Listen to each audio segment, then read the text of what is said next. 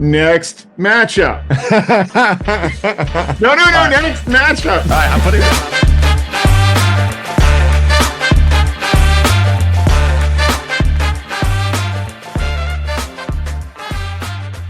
Welcome to amorephillyunion, the podcast where even when the Union get a break, we continue to obsess over their chances to make the playoffs and then come up with a game to amuse ourselves.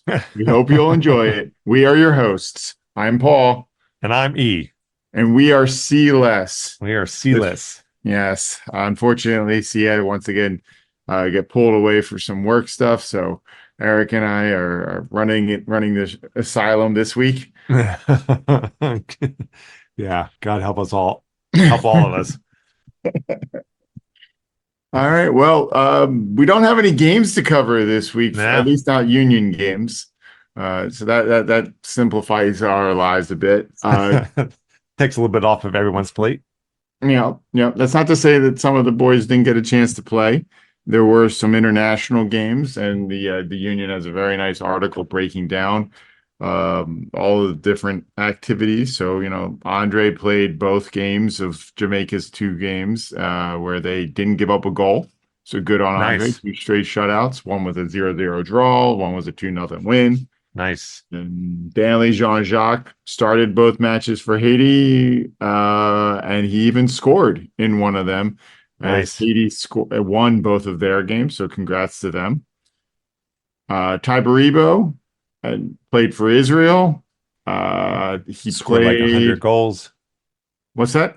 Scored like 100 goals. He did play. He started against France and played for over an hour, and came on as a second half substitute against against Italy. And we just won't mention the results of those games. Just that Israel lost. That. Yeah. Gazdag did get. This article says 22 minutes for Hungary against Bosnia and Herzegovina. Right. And that was, I guess he didn't play. He didn't play at all against Netherlands, so a little limited on his time. But he did see a bit of the field and did get that training opportunity. And then lastly, David Vasquez and Andrew Rick were with the U.S. under-19 national team as they took on Sweden and Japan. Vasquez was in both, including a start. And Rick got a start in net for the second game against Japan. Nice. And Vasquez came in as a second half substitute, and U.S. actually won against Japan 3-2. I don't know what the result was against Sweden. That is non-trivial. Oh no, it looks like the U.S. won both against Sweden and Japan, but I didn't see the score for the second. Oh, cool. And this is for the U19. U19. Who's head coach for U19? I'm not really sure. I'd have to look it up. Also, I know we don't want to talk necessarily the score for the Israel, France, and Italy games, but did Bariba score at all? I'm guessing no. Yeah, it doesn't. I'm sure it would have mentioned it if they had. Yeah. Israel only scored one goal in each game, and I guess neither of them were by him. Okay. I mean, those are tough. That's a tough matchup. France and Italy in one international break. I mean, I don't know who Israel pissed off in the the game allotment committee or whoever, but that's a tough draw. I mean, maybe Israel's football association, their FA, pursued those games. I'm sure they were highly sought after. Both of those are quality teams, and I'm sure they would draw a good crowd wherever they were playing. Were these Euro games? They were UEFA Nations League games. So the Nations League. Yeah.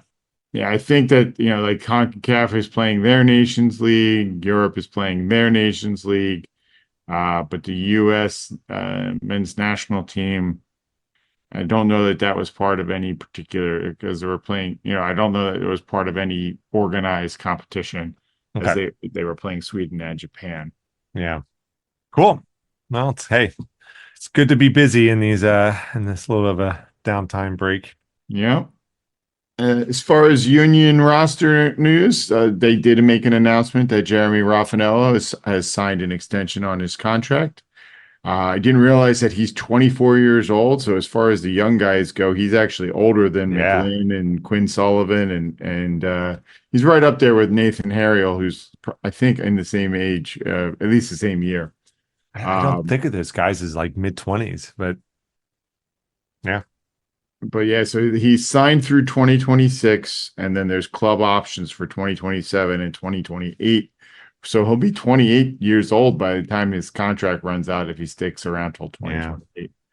Yeah, we'll see. Hopefully that means that we'll get to see him on the field more often for the Union, Hmm. and continuing to develop. He's probably an established backup for Gajdog and possibly even for Bedoya as far as what the Union does moving forward. Now that said, there's a lot of midfielders on the roster, including a couple names that I had never heard of, and Raffanello has had quite more minutes this year than he has in the past, so hopefully he continues to develop. Yeah, I mean, we'll definitely talk about this more during the off season, depending on, the roster changes we know that are coming, in some form or another. And the roster changes that have occurred this season, right? Baribo coming in and stuff, it has yielded some positive results. Arguably not enough, but yeah, we'll see if Rafa is part of this, whatever new direction we're in next season. Yep. I like him. Uh, I like him. Hopefully this is a catalyst to kind of bump him up to the next level. that'd be great. I'll just see if he grabs the opportunity with both hands and runs with it. Yeah. Or kicks it with his feet, the proper feet is more appropriate. And talking about soccer. Yeah. It's one of the things they've been working on. Rafa, stop using your hands with the ball. Did you see that play? I think it was in Bundesliga this No. past weekend. Uh-uh. Which just gives me a segue to the next topic. Let's finish yours. So there was a play, and I can't remember who it was, but the goalkeeper made a save. The attacking team retreated.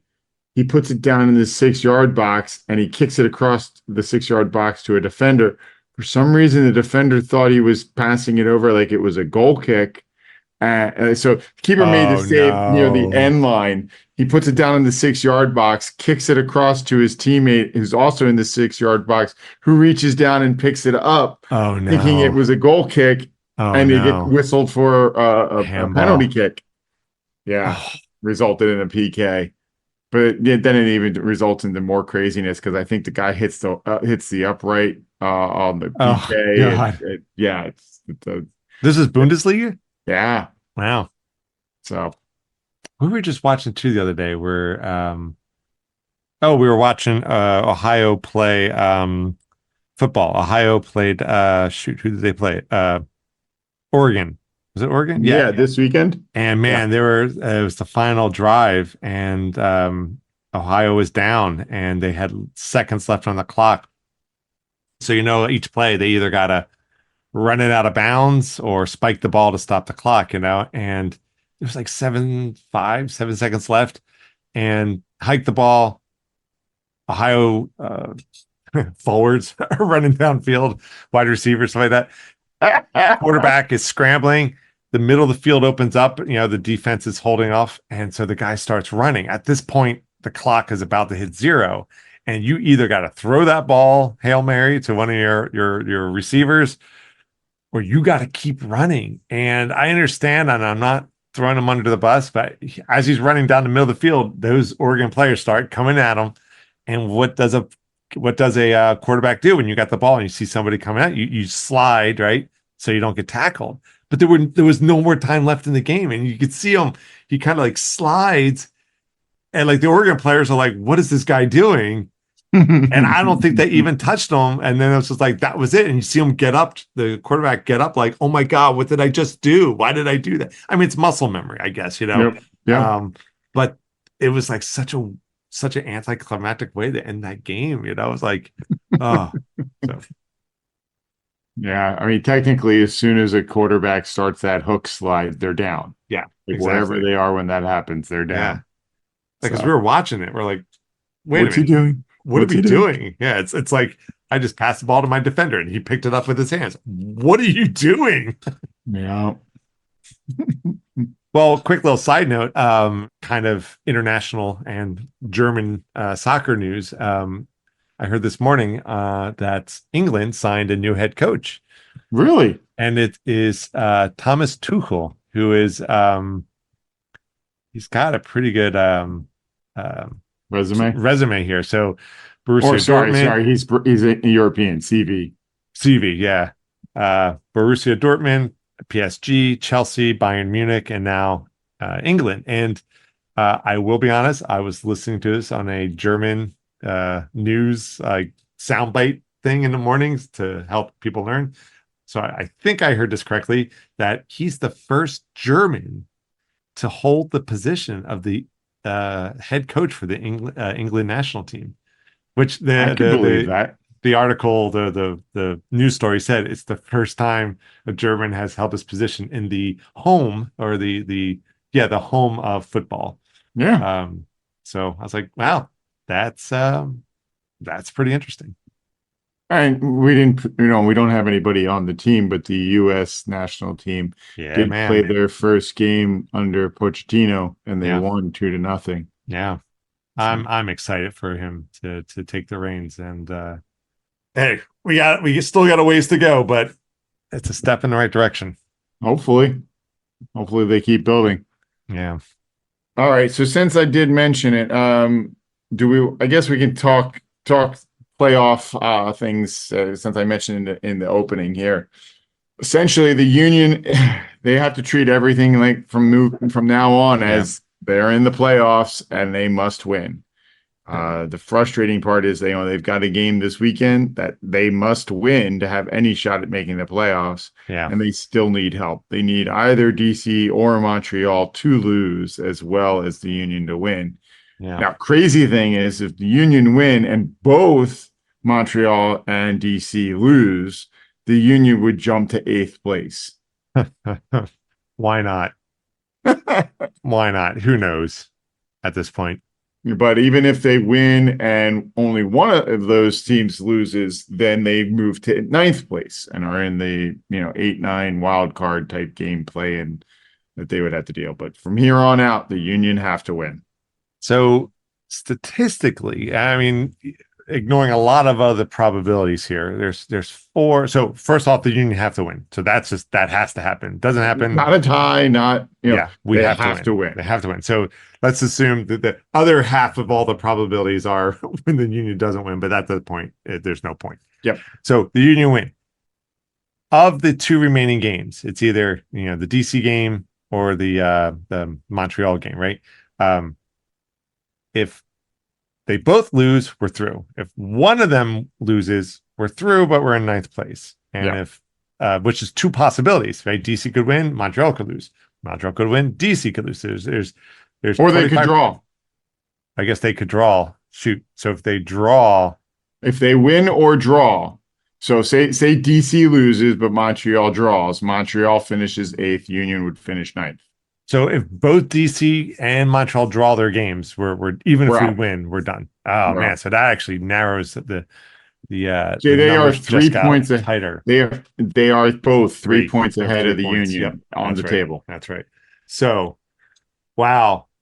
And it's funny. This is kind of like, oh man, when was this? It was one of the World Cup games where both teams just needed a draw, and it's like they could just kick the ball back and forth. Both games, both games. They could just do that for 90 minutes. We could just pass the ball around. They could go have a cigarette in the corner with the other team.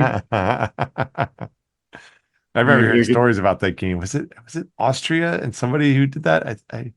And man, the fans rightfully were just PO'd and they were booing and all sorts of stuff. Yeah. So wow. Okay. Well, yeah, I don't know. It's not looking good. It's not looking good at all. I'm going in Sunday as this will be the last game of the season for us. I hope I'm wrong. I really do. There's nothing like, a massive comeback. You can't get more of a comeback for a postseason than where we are right now, right? If they were any lower, we would be eliminated, but probably ahead of Toronto. Um, but yeah, so I don't think we could be.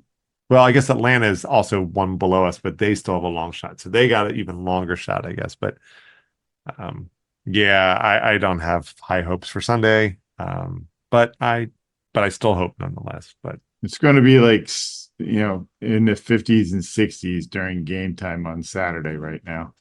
So I don't know if that's good or bad, but it is what it is. It's the last Union home game.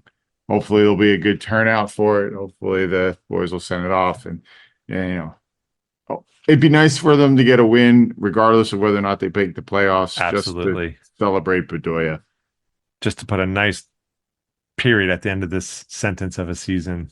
And if any listeners are going to the game, make sure you stick around and try to get Ali to sign something, because I'm sure he's not going to want to leave the field. Yeah, that's got to be hard. We talked about this last week. We really want to send Ali off, with some well-deserved hardware, and it's chances are it's not going to happen. That doesn't take anything away from the guy and all that. It's just kind of like absolutely. Us for him. We wanted to give him that, Absolutely. But yeah. And that's all the Union stuff to cover tonight. But I understand that you may have put something together that you wanted to go through. Yeah, we got a little downtime, or not downtime, but we got a little bit of we don't have much to talk about. So let's try to do something a little bit fun here. When the Lob boys have free time on their hands, and they make games up. Yeah, pretty much, right? We are like, oh, we got something delivered, like in a box. We'll do something with that box. So that's right. With the box of this week's episode, I'm trying to come up with something a little bit fun. So I wrote a little intro here that we can try to have some fun with here. So, okay. A little something for us, but I mean, hey, if you're listening, you can probably, maybe, I don't know, play along at home. This is the first time this idea just bubbled up in my head earlier today, and I scribbled down some notes, and we'll see how well this works. We got to come up with a cool name, so we're going to probably still workshop this thing. I had a couple things scribbled down here. I called it the Union Dome, the Wonder Dome. I don't know. We'll think of something. For now, we'll call it I'll call it the Union Dome for now. So here we go. Welcome to the Union Dome, where 8 Union members will compete in an elimination-style bracket, facing off in completely random what-if scenarios to determine who is the master of the Unionverse. And I even have a sound effect. Let me share my screen. Okay. Totally random possibilities. All right, let's do it. Let's do it. Okay, let me sound. So here's the sound effect.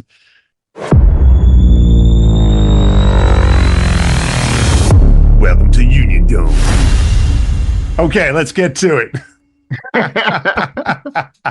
I'm your host, Cookie. Exactly. Well, you're going to probably be able to pick up some Jackbox influence in this. All right. So what I've done is, Paul, I've created that document. Do I need to open this, or are you? Yeah. So I just called it the Wonder Dome or the Union Dome. I'm going to change it to the Union Dome. And I just made. Can we just get beyond Union Dome? There it is. I was waiting for someone to pick up on this one. So I just made a standard. I guess this is a quarterfinal bracket. So we're starting with 8 individual participants, and we're going to work it down to a final winner. All right. What are the matchups? All right, so here's first thing we do. Who are the 8 Union players that we are doing? So, Paul, you and I, even though I've written up some notes, I kind of have a randomization process here that I can still participate. I was originally thinking I'd just do it with you as the contestant, but I think we can do it both of us. Should I have like the Union roster page open so I don't remember who's on the club? Yeah, so wait, open up the roster page. Go right ahead. So we have 8 slots. We have 8 participants. And are we going to go back and forth? You pick one, I pick one. And we'll go 1, 2, and we'll do it like so. We have each bracket. You pick one, I pick one. Like each. All right, that's pairing. It. So if you want to pick your first one, pick seating means nothing here. Let's just throw it in here. Let's just go for fun here. And honestly, if you want to pick non-players, you want to put a coach in there, you can do that. Some of the questions will. Paul Rushing. Pick number 1. Paul Rushing. The Union's physiotherapist. There it is. There it is. All right. So you got the page open, right? I got the page open. All right. So Paul Rushing. Okay. So it's kind of fun since it's going to be randomized. I can throw in some names. So who do I want to go up against? Paul Rushing In some random competition. Yeah, and it's kind of like, man, I love Paul Rushing. I mean, you could Gosh. throw Raquinho in there. You could do Fang. You could Well, do. some of these, I'm not sure how we're gonna. Well, we'll figure we'll it see. out. We'll see. We'll see. Okay, we'll see. Well, he is a staff member, so maybe I should pick another staff member. Would it be weird to put Jim Curtin there? I mean, I know he's not a player, but I feel like we need to have the Jeopardy music. Do do do. yeah, exactly. This is gonna be fun editing. I would put Fang. All right, that works. All right, you pick the next one. Number It's got to three. be Bedoya. Got to go Bedoya. All right, He's so gonna get Ali, in there. Bedoya.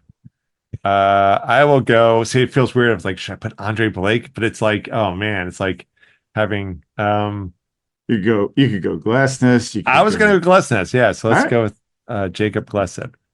Four All more. right. So number 5. What do you got? Number 5. Who would I pick? Interestingly enough, Jacob Glassness is number 5. Wow, see, that would be appropriate. But Go I ahead. got my pick. Quinn Sullivan. There you go, Quinn Sullivan. And then for number 6, I will go. You know what? I'll put Blake in there. Okay. I wasn't sure if you were going to go stay with the young guns versus young guns here. Hey, number 7. Number 7. Who? I feel like I'm just going to stick with players from here on out, just to keep it in there. There's a bunch of options here. I want to go with a guy that's been on the team for a little while, but maybe isn't getting all of the shine that he could be going with. Let's go with Bueno. Jesus Bueno. Jesus Bueno. Chooch. All right, you know what? Just to kind of really mix this up, maybe not. I was gonna say I'm throwing the 2. It doesn't have to be this season. Oh, okay. I'm going to leave him off. Let's stick with this season. Carranza. No, he left. You got a dinner on. I'm gonna go. Or Let's go with you go with Elliot. Gazdag. Gazdag, sure. Oh, but the one when I was doing this, who I thought might be fun would be put Martinez in here. I want to put Martinez. I know he's not here. The two Venezuelans against each other, sure. Jose Martinez. And we'll do this because Christy's not here, so we're going to put her boy in. So Martinez is in. Okay. There you go. Everyone's favorite Leo. So we're starting with the quarterfinals here. We got 4 lineups, four matchups. All right. So we got Paul Rushing versus Fang, Ali Bedoya versus Jacob Glesnes, Quinn Sullivan versus Andre Blake, and Jesus Bueno versus Jose Martinez. What we're going to do here is each matchup going to have a different challenge? Yes. So this way it'll be new. So now to randomize this, right? We're going to start with the first matchup, Paul Rushing versus Fang. I might exercise some editorial prerogative depending on what is selected, but I have 5 scenarios, 5 different things. So here's what we do. We each pick a number. We each put a number up. No. Yeah, I got you. And we'll add them up, that whole thing. Basically, yeah, and then if we're over 5, we subtract by 5. Or I was going to say is this, since you don't know what any of them are, you can just pick, and I actually lettered them, A, B, C, D, E, and E. Yeah, A through E. Okay. But however you want to do it. We can do a random number. You can roll a dice. Let's do a random number. Do a random number. So pick a number. All right, I got a number. All right, hold on. So I've got 4, you've got 3, so that's 7. So go with option 2. All right. So option 2, which I've labeled B, so I'm going to just make a note here. So in the competition versus Paul Rushing and Fang, oh boy, this is going to be weird. So who of these two, Paul Rushing or Fang, who is most likely to be entered into the Ring of Honor? I think it's obvious for me. I mean, we have to agree on this one, so we're going to debate this. So I know Fang's great. Fang's a real good mascot. He's still kind of finding his feet and all that. But I certainly think he. I'm already typing it in. Yeah, okay, it's rushing. It's Paul Rushing. I agree. I mean, I don't know if Staff would ever make it onto the Ring of Honor, but between Paul Rushing and Fang, I mean, Paul Rushing's a legend. I mean, the dude just freaking rocks. I mean, you get yellow cards as a physio, you're doing something right. So, all right. So in the first lineup, Paul Rushing versus Fang. Paul Rushing is through. All right. Okay. Second lineup. This is going to be a big one. Ali Bedoya versus Jacob Glesnes. So now we got 4. So pick a number between. No. Oh, the same 5. Thing. Because right, because we could end up reusing the same one, right? Are we going to do that? Okay. Well, I mean, how many?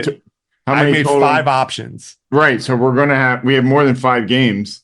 5. Yeah. So no. So just round 1, I have 5 options. For the semifinal, I have a different set of options. Oh, okay. All right. Yeah. So then it's then we have 4 for this one. Yeah. So here we go. So, all right. 3. People can't see this. Paul and I are blocking one hand with the second hand, and then we reveal at the same time. All right. Ready? 3, 2, 1. So I have a 2 up. Eric's got a 1. So we're going with option 3, which I guess would be D on your list. Oh man, this is going to be a hard one, Paul. Okay, in the lineup of Ali Bedoya versus Jacob Glesnes, which player is the more undervalued player? Whoa. And I'm just looking at Paul's face. He's like,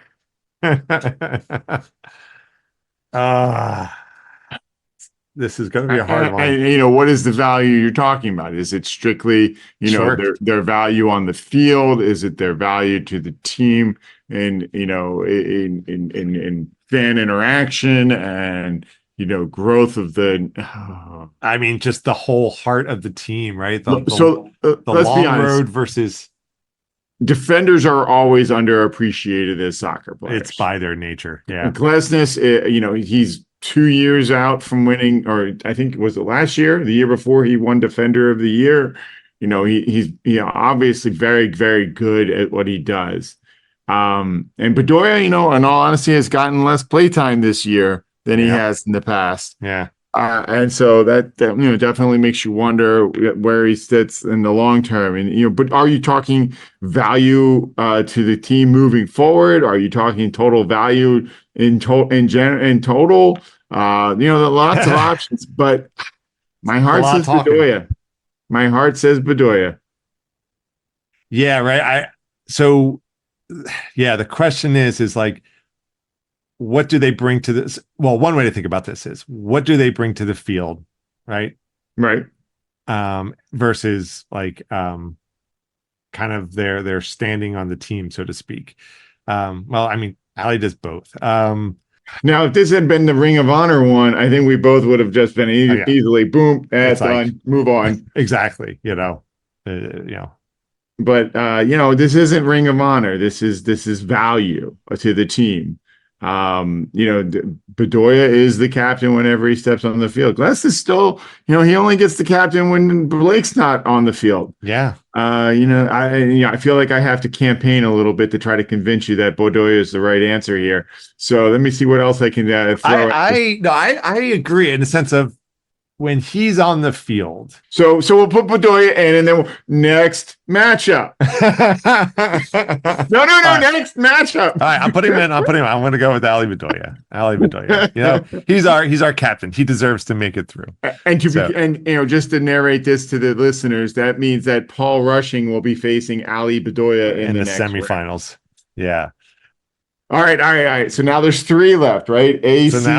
AC and E? AC and E, right. So now we're moving over to the lineup with Quinn Sullivan versus Andre Blake. Okay, here we go. 3, 2, 1. All right, so what's C? That's 2. So let's see. All right. In the lineup of Quinn Sullivan versus Andre Blake, which player is most likely to retire with the Union? Oh, Blake. I agree. 100% Blake. I mean, Quinn's got his whole career ahead of him. Yeah. I hope he sticks with us for as long as he can, as long as it's. But he's 21, and more than likely he's going to get an opportunity Don't get me wrong. If he ends up signing as a designated player and sticking around for a long time, that's certainly a possibility. But, Blake, they talked about having a possibility of moving to Europe at some point in the past, but then Jamaica never got ranked high enough. Yeah. So it made the paperwork too difficult. And I don't see him moving on. Now, that's not to say that I couldn't see him going back and playing for a team in Jamaica, kind of as a final round of game, a season or two, like what's his name, Barnetta did when he went back and played for his hometown team. But I think right now between Sullivan and Blake, that Blake's most likely to finish out his career here as a Union player. Yeah, I agree. I mean, yeah, honestly, I would be surprised if Quinn Sullivan's still here in 5 years. He's got so much potential. Though he's speed and power, it's kind of like the American Ronaldo. So for all the right reasons. Which Ronaldo? What's that? Which Ronaldo? The most recent one. Gotcha. But yeah, for all the right reasons, I hope Quinn Sullivan's not here in 5 years. It's kind of like was that Goodwill Hunting? You know what would make me happy? I come here in the morning and you don't show up. That's right. But okay. So our last quarterfinal, Jesus Bueno versus Jose Martinez. We have two options now, A and E. So ready, Paul? Yes. 3, 2, 1. All right. So it's A.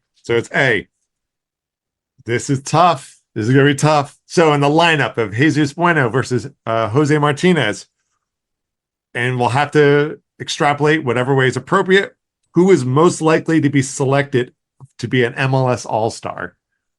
Well, seeing as how Martinez is no longer in MLS, that's not likely to happen. Well, I mean, regardless of them being in the league or not, if they were both given the same opportunities, I would argue which one would be more likely to be in the MLS All-Star team. I mean, Martinez has been on the All-Star team. I was going to say, I don't think it's really a question then. It's Martinez. I would put Martinez. Again, yeah. Bending space and time and, parallel universes and all that stuff. If Martinez was still in our league between Bueno and Martinez, I would say Martinez would be more likely to be on the All-Star. Okay. Yep. All right. So that is the final quarterfinal matchup. So just to recap then, quarterfinals, right? Paul Rushing versus Fang. Paul Rushing made it through. Ali Bedoya versus Jacob Glesnes. Bedoya is through. And Paul Rushing and Bedoya now will meet up in the semifinal. On the other side of the bracket, Quinn Sullivan versus Blake. Blake made it through. Bueno versus Martinez. Martinez made it through. And so they'll be in that semifinal. So let's go with the first semifinal of Paul Rushing versus Ali Bedoya. I have 3 options now for the semifinal. Okay. So, oh, by the way, did you want to hear what the 5th option was for the quarterfinals? Yeah. Who would make the better coach? Ooh. Yeah. So that one was not selected. Interesting discussion point, though. Alrighty. So three options. Semifinal number 1, Paul Rushing versus Ali Bedoya. Let's do our selection process. All right, we have 3 options. 2, 1. So I'm showing a 1. E is showing a 2. So we are going with option number 3, or probably letter C. Yep. So in the matchup between Paul Rushing and Ali Bedoya, who would most likely get their own cooking show? Oh, that's actually kind of interesting. So, Rushing as a physio, I imagine he's got lots of opinions about what the players should be eating and how they should be feeding, and he probably has some recipes for all of that. But Bedoya, he's got some. His family's from Colombia. He grew up in Florida. His wife's, like you were saying earlier, I think, you think that she's from Scandinavia. He's probably got a very eclectic kind of palate. So I could see him having an interesting point of view, at least as far as recipes picked. Now it'll also come down to, who do I think would actually be a good host of a television show like that and be able to walk people through. Yeah. we've never really, other than Paul Rushing getting the yellow card and occasionally having some words with people, we don't really know much about his Yeah. mannerisms and all. So I'm going to say Bedoya, but I could be convinced about Rushing. But I do think it's going to be Bedoya that would have the better cooking show. I agree. I think I feel like I remember seeing a video in the past year or so where it was kind of like a fun little piece. I know Bueno did a cooking demonstration. I think it was Bueno where he made some sort of like, I don't know, something awesome. It's like a little street taco. I don't know what it was. Looked super delicious. But I agree. I think I know Bedoya did like a mixology video. that's what it was. Social media. That's right. That's right. He made some like, I don't know, some sort of mojito or something like that. But yeah, it was in that family of videos. Yep. So yeah. Allie's good in front of a crowd. So I'm also going to go with Allie Bedoya for this one. Sounds good. Allie is through to the final. Beats Paul Rushing in the semifinal. All right. Alrighty. So now we have two options left. This is going to be weird. Okay. So this lineup is Andre Blake versus Jose Martinez in the semifinal. All right. 3, 2, 1, show. So it's I was showing a 1, E was showing a 2. So we will go with the first option, which I believe is option A. Okay. Good. This is the one I wanted. So in the semifinal lineup between Andre Blake and Jose Martinez, who would be the better color commentator during soccer games? Oh, well, is this an English language broadcast? Is this a Spanish language broadcast? I think whatever's appropriate. Because I think Andre's English is probably stronger than Martinez, who kind of, it's not that he couldn't make himself understood, but it was definitely more of a struggle for him to be speaking English. But I also, and while Blake, I think, so did you say color commentary or did you say color commentary? Just announcing? Because I think Blake would get the X's and O's, the structural discussion of the game, and he'd be very good on that side of things. And I'm not saying that he couldn't do color commentating, but he comes across a little not serious, but kind of a little bit more serious. Whereas Martinez just comes across as a jokester. It's El Brujo, man. I mean, he's the one that's dancing in the locker room and having a great time. He just brings that kind of up energy. So I'm going to say Martinez.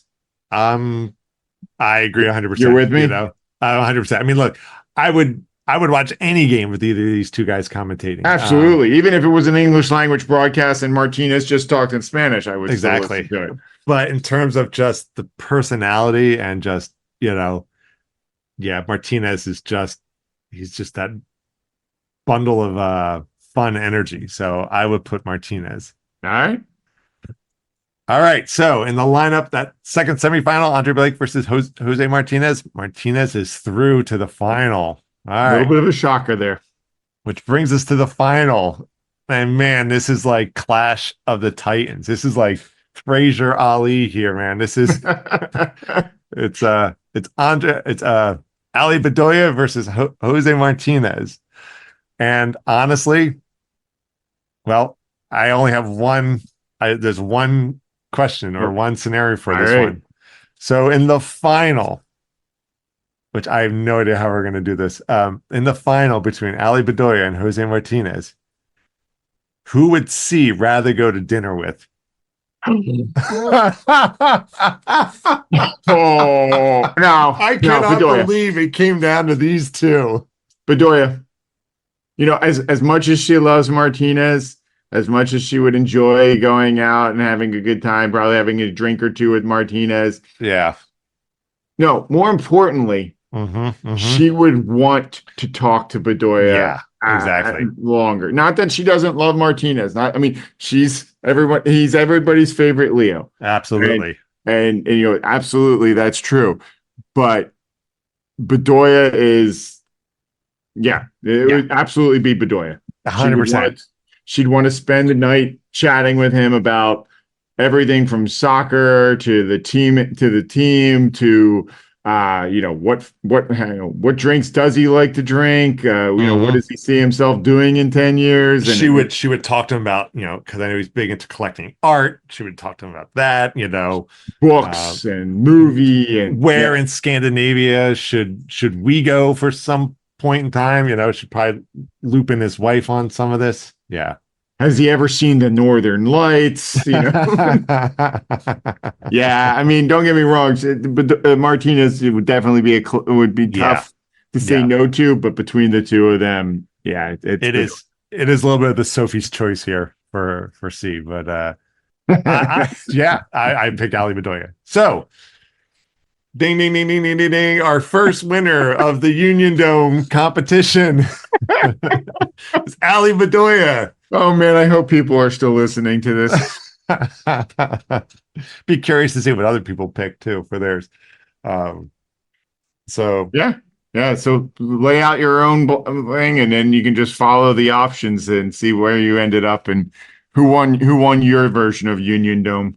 Yeah, and also, did you come up with a better name other than Union Dome? I mean, can't we just get beyond Union Dome? There it is. Yeah. All right. Well, thanks for organizing that. That was fun.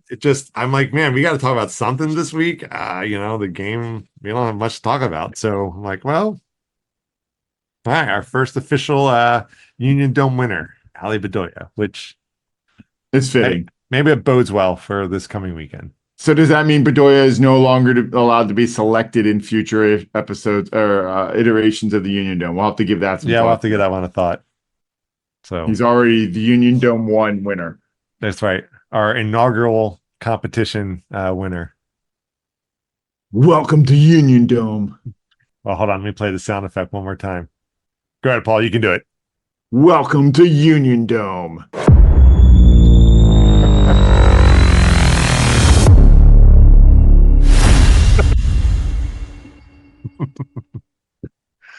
See, come back soon. People are missing you. I'm curious to see what she thinks when I upload this episode, and she probably listens to it on the flight home. All right, I think we are done. Stick a fork in this episode. Yeah. But as always, feel free to check us out at our website, amorephillyunion.com.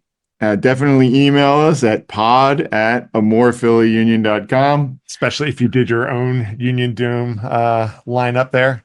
Absolutely. Feel free to share it with us by email, or you can find us on X at amorephillyU, Instagram, YouTube, and Threads. We are amorephillyunion.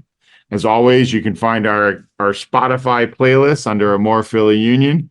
So please tune in, and don't forget to get our podcast wherever you get yours.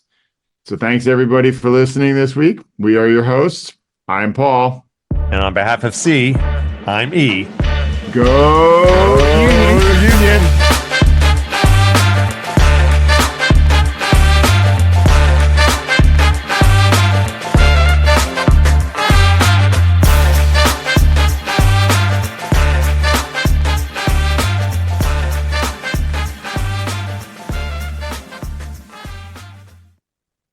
Is there a cat climbing the wall behind you? Oh. Okay, all right. I didn't see the blocks, so it looked like she was Spider-Manning up the wall.